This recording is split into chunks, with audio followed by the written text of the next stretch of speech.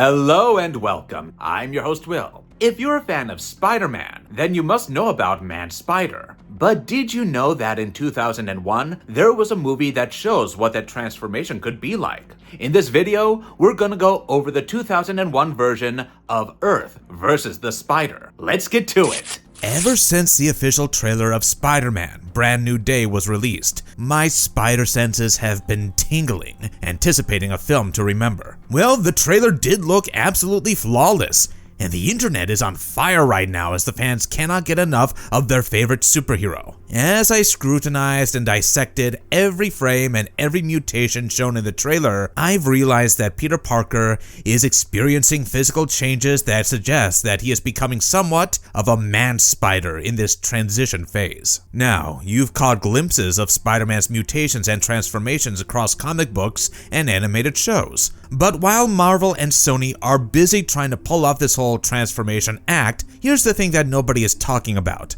This has been done before, almost 25 years ago. I'm talking about the 2001 Cinemax film titled Earth versus the Spider, which delivered one of the most visceral and psychologically disturbing man-spider body horror stories that has ever been put on screen. Now, I know this has got little to do with Spider-Man, except for some similar superhero abilities, but I think it's worth revisiting the gritty story of a man who starts losing himself physically and mentally as the transformation takes over.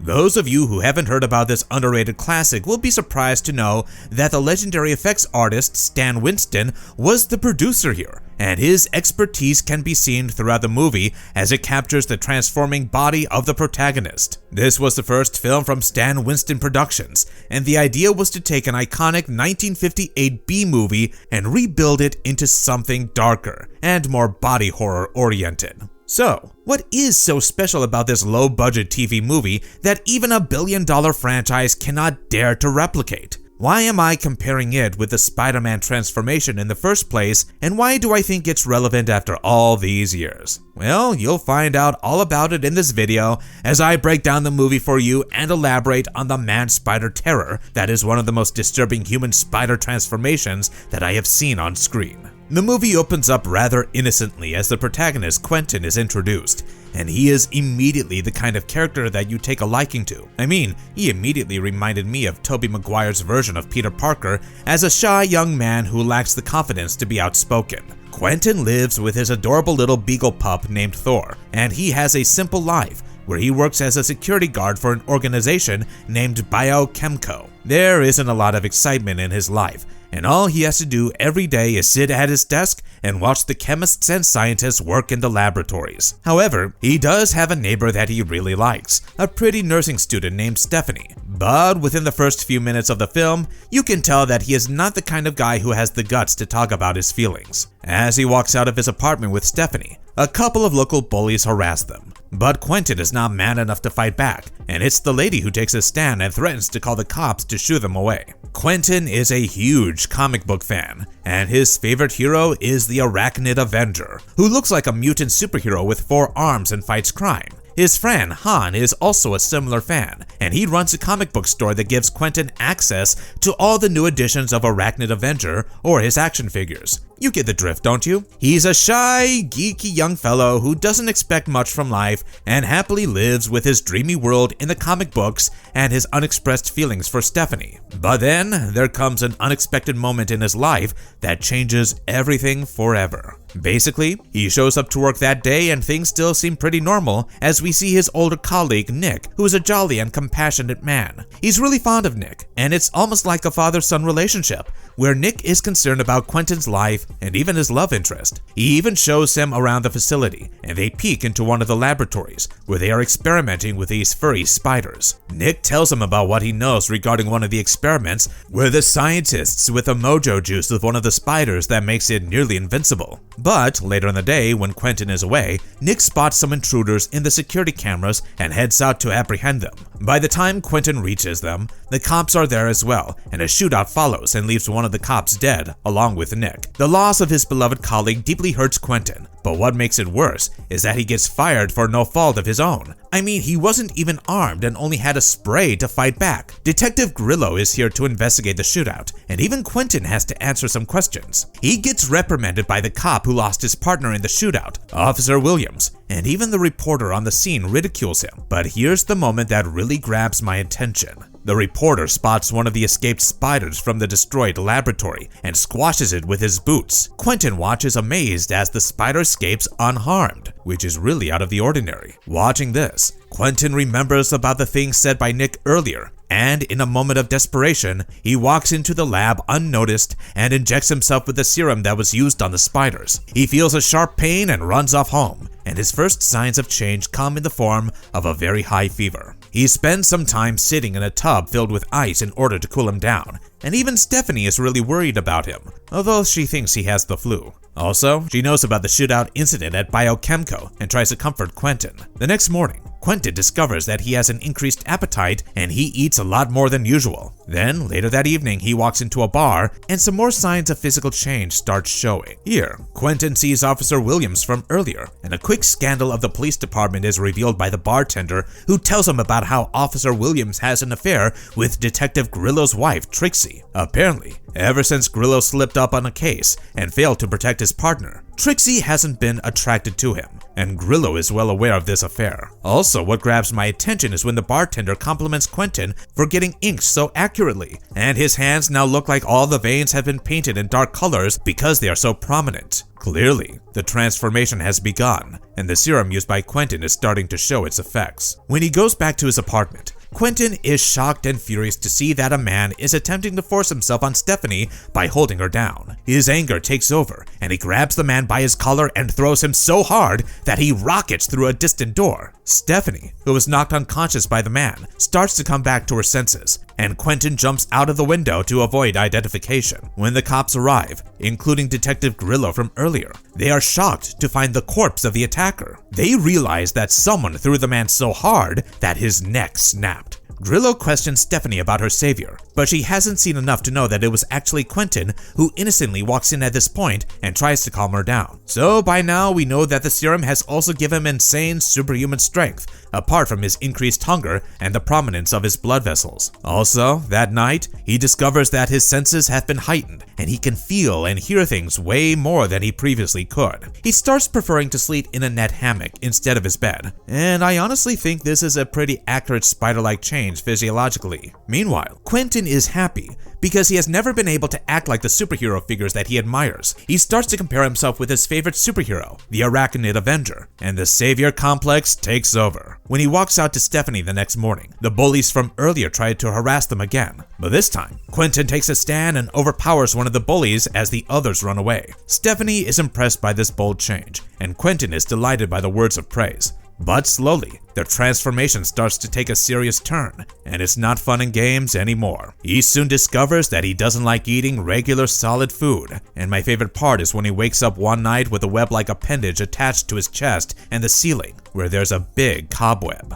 Quentyn discovers that he has a small hole in the middle of his chest, and he can shoot webs through this at will. I mean, how close to Spider-Man do you want it to be without actually calling it Spider-Man? He tests it out on moving targets like his dog Thor, and it works just fine. But he suddenly feels an uncontrollable burst of hunger that makes him run out to a departmental store to get something. Here, he watches a man seemingly forcing himself on a young lady, and he immediately grabs him and smashes him on the floor. Unfortunately, Quentyn is terribly wrong this time around, and the man was actually her boyfriend, and she tries to call the cops and run away. Quentyn restrains her with one of his web shots, and when Officer Williams arrives to investigate, Quentyn attacks him as well. The case gets more and more complicated for Detective Grillo when he finds out that Williams has gone missing and the girl's boyfriend is dead. Moreover, the corpse is almost like a mummy, and it seems like all his lifeblood has been drained out completely. The next part of the movie delves into the descent of Quentyn as he starts breaking down. He cannot come to terms with what he has done,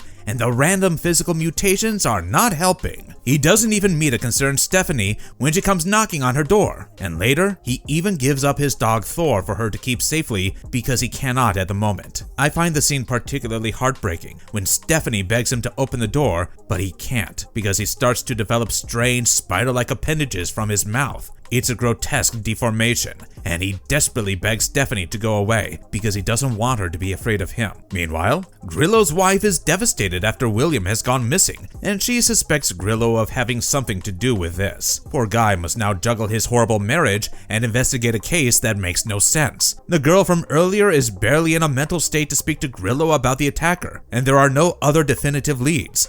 But he does head to Biochemco to learn more about the project that they were working on. Here, a scientist from the facility tells him about their experiments on spiders because they are fascinated by certain incredible powers of spiders like regeneration and their hardy nature. However, he also says that they never got to the point where they could conduct experiments on humans to see if it would be possible to generate these powers in the human body through genetic changes. As for Quentyn, his earlier mutation seems to have gone back to normal, but things are changing faster than before, and this includes his uncontrollable hunger. It is also clear that he now has much less control over his mind, which is increasingly violent. In order to prevent himself from hurting anyone else, he holes up in his room, but the resilience doesn't last long. The next night, he is so overwhelmed by hunger that he ventures out, and as luck would have it, his bullies are there to be the perfect victims for him. I love the little detailing here on how he leaves the bodies wrapped up in webbing, like a package left to be preserved for long. By now, the signs of transformation in Quentyn's body have become more evident, and I am reminded of the movie The Fly, where the scientist transformed into a giant humanoid fly. Detective Grillo is slowly connecting the dots, and he seriously suspects Quentyn of being the killer because he had access to the fluid in the laboratory. He visits Quentyn's apartment, and by now the facial disfiguration is so much that he can barely talk. Fortunately, Grillo thinks that he isn't home and walks away. The climactic moments of the film are as dramatic as they are thrilling. Grillo finally narrows down the case after stumbling upon the basement of the building, where he finds dozens of bodies encased in webbing. Unknown to him, his wife Trixie had followed him there because she suspected him of knowing where Officer Williams is. One of the encased bodies is indeed that of Williams, but he is so far gone that he shoots himself dead using Grillo's gun. Meanwhile, Trixie is attacked by Quentyn, and Grillo is too late to save her as she dies in his arms. Quentyn swiftly climbs up the walls to escape, and he gets to his apartment. Only this time, he comes face to face with Stephanie, and he can barely even speak now. His face is beyond recognition, as large round eyes have grown abruptly, and his face has become spider-like. He has also developed spider-like limbs, and he kidnaps Stephanie and binds her with his webbing. By the final act, Quentyn is barely human, and he is a morbid mixture of a man and a spider. When Detective Grillo walks into the building with his gun, he sees the abomination that Quentyn has become, and the latter still has enough sense to beg Grillo to shoot him in the heart. Earlier, he had learned from his friend Han that the heart could be the only vulnerable part of his body that could kill him. He wants Grillo to put him out of his misery, but the detective refuses to shoot, and even Stephanie requests him not to kill Quentyn. Unfortunately, the animalistic side of Quentyn takes over, and he lunges at Stephanie, prompting Grillo to shoot him multiple times, killing him. I think the only comforting thing for Quentyn in his death is that Stephanie still regarded him as a hero, and even thanked him for saving her life. The movie ends with Quentyn's friend Han introducing a comic book collector to an action figure that resembles his friend, who has now been turned into a superhero character named Quentyn Arachnid. In the end, it is actually a tragic fate for Quentyn, who loses control over his mutated powers, and it comes to the point where he has to end his life to escape the misery. You can see this as a film that explores the darker side of mutations gone wrong. But for me, the primary focus is the masterful work of Stan Winston,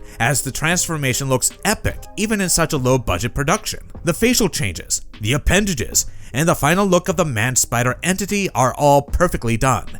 And this is what I think the new Spider-Man movie can never achieve, even with all their money and technology. The raw body horror is the heart of this film, and if you haven't checked it out, I strongly recommend watching it. Don't forget to tell us in the comments below what you think of this unique piece of cinema, and also share your thoughts on the upcoming Spider-Man film. If you appreciate our efforts in bringing you this content, please hit the like button and subscribe to our channel for more such videos.